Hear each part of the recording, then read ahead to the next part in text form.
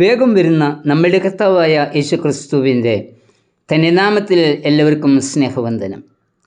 ബേഥാന്യയിൽ നിന്നും യെരുശലേമിലേക്കുള്ള യാത്രയിൽ കർത്താവിന് വിശന്നുവെന്നും അവിടെ ദൂരെയായി കണ്ട ഇലയുള്ള ഒരു അത്തിവൃക്ഷത്തിൽ അത്തിപ്പഴം കാണും എന്ന് തിരഞ്ഞിട്ടും ഒന്നും കിട്ടാതെ വന്നതിനാൽ ഇനി നിങ്ങളിൽ നിന്ന് ആരും ഫലം തിന്നാതിരിക്കട്ടെ എന്ന് പറഞ്ഞ് അത്തിയെ ശപിച്ചു എന്നും മർക്കോസ് 11:12 മുതൽ 14 വരെയുള്ള വാക്യങ്ങളിൽ വായിക്കുന്നു. 20-ാം വാക്യത്തിൽ യേശു ശപിച്ച അത്തി ഉണങ്ങിപ്പോയി എന്നും രേഖപ്പെടുത്തിയിരിക്കുന്നു. യേശു അത്തിയെ ശപിച്ചത് ന്യായമാണോ എന്ന ഒരു ചോദ്യം നമ്മിൽ ഉണ്ടാവാം. അത്തിയിൽ ഇല നിറഞ്ഞിരിക്കുമ്പോൾ അതിൽ സാധാരണയായി ഫലം ഉണ്ടായിരിക്കണം. ഇല നിറഞ്ഞിരിക്കുന്ന അത്തിയിൽ ഫലം കാണണം. ഇല ഉണ്ട്, എന്നാൽ ഇവിടെ ഫലമില്ല. ഇവിടെ ഈ സംഭവത്തിൽ കൂടി ഇസ്രായേൽ ജനതയുടെ ഇപ്പോഴത്തെ അവസ്ഥയാണ് കർത്താവ് ചൂണ്ടിക്കാണിക്കുന്നത്. ഹോശേയ 9:10 അത്തിവൃക്ഷത്തിൽ ആദ്യമുണ്ടായ തലക്കനിയാണ് ഇസ്രായേൽ എന്ന് പറയുന്നു. ഇസ്രായേൽ തളുത്തു നിൽക്കുന്നു. ആരാധനയുണ്ട്, യാഗമുണ്ട്. എന്നാൽ അതെല്ലാം ഒരു പ്രകടനം മാത്രം. അതിൽ കൂടി സൃഷ്ടിതാവായ ദൈവത്തിന് ഒരു ഫലവും ലഭിക്കുന്നില്ല. വ്യർത്ഥമായ ആരാധനയെ യഹോവ വെറുക്കുന്നു. ഫലം നൽകാതെ വന്നാൽ യഹോവയായ ദൈവത്തിൻ്റെ ശിക്ഷ ഉണ്ടാകും എന്ന് ഈ സംഭവത്തിൽ കൂടി സൂചിപ്പിക്കുന്നു.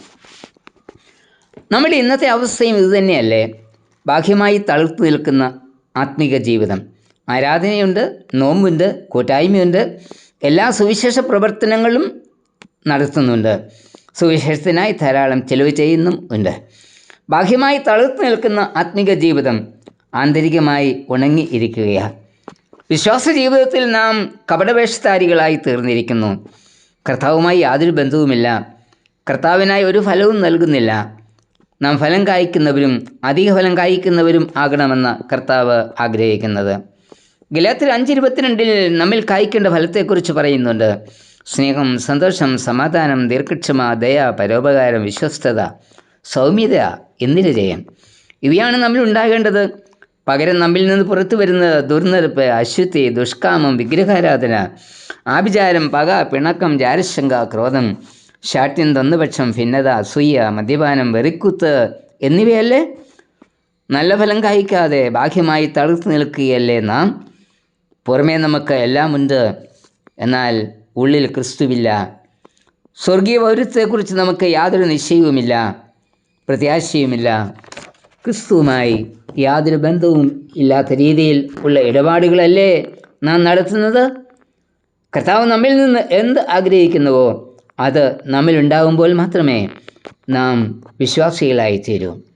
അല്ലെങ്കിൽ നാം ഫലം കായ്ക്കാതെ തളുത്തു നിൽക്കുന്ന വൃക്ഷം മാത്രമാണ്. കർത്താവ് ശാസ്ത്രിമാരെയും പരീശന്മാരെയും വിളിച്ചത് വെള്ള തേച്ച ശവക്കല്ലേറ് എന്നാണ്, പുറം വെടിപ്പാക്കിയ കിണ്ടികിണ്ണം എന്നുമാണ്. ഇതുതന്നെയാണ് കർത്താവ് നമ്മെയും വിളിക്കുന്നത്. ഈ അവസ്ഥയിൽ നമുക്കൊരു മാറ്റം ഉണ്ടാവണം. ഈ നോമ്പിൻ ദിനങ്ങളിൽ ജീവിതത്തിലെ കുറവുകളെ ഏറ്റുപറഞ്ഞ് അനുദപിച്ച് നല്ല ഫലം കായ്ക്കുന്ന അനുഭവം നമ്മിൽ ഉണ്ടാവണം. ഫലം കായ്ക്കാതെ വന്നാൽ, കർത്താവ് ആഗ്രഹിക്കുന്ന ഫലം നമ്മിൽ ഉണ്ടാവാതെ വന്നാൽ അത്തിവൃക്ഷത്തിൻ്റെ അനുഭവം തന്നെ നമുക്കും ഉണ്ടാകും. ഈ സംഭവത്തിന് സമാനമായ വേറൊരു ഉപമ ലൂക്കോസ് 13 കാണുന്നുണ്ട്. ലൂക്കോസ് 13:6 മുതൽ 9 വരെയുള്ള വാക്യങ്ങൾ.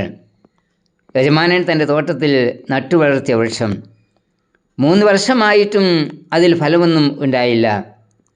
ഒടുക്കം യജമാനൻ തോട്ടക്കാരനെ വിളിച്ചു പറഞ്ഞു, വൃക്ഷം വെട്ടിക്കളക.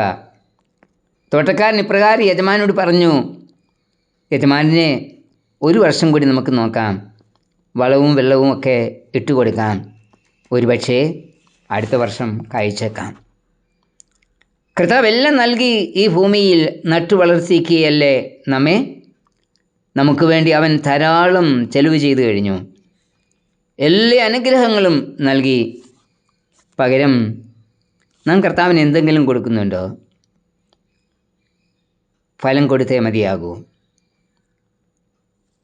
ഫലം നൽകാതിരുന്നിട്ടും കുറേ കൂടി അനുഗ്രഹങ്ങൾ അവൻ തന്നു നോക്കുന്നുണ്ട്. വീണ്ടും ഫലം കൊടുക്കാതെ വന്നാൽ അവൻ ശിക്ഷിക്കും. അവനുമായുള്ള ബന്ധത്തിൽ നിന്ന് നമ്മെ എന്നേക്കുമായി നീക്കിക്കളയും. ഫലം കായ്ക്കാൻ നാം എന്തു ചെയ്യണം? സങ്കീർത്തനം 1:1 വാക്യങ്ങൾ. ദുഷ്ടന്മാരുടെ ആലോചന പ്രകാരം നടക്കരുത്, പാപികളുടെ വഴിയിൽ നിൽക്കരുത്, പരിഹാസികളുടെ ഇരിപ്പിടത്തിൽ ഇരിക്കരുത്. യഹോവയുടെ ന്യായപ്രമാണത്തിൽ സന്തോഷിക്കണം, യഹോവയുടെ ന്യായപ്രമാണത്തെ രാപ്പകൽ ധ്യാനിക്കണം.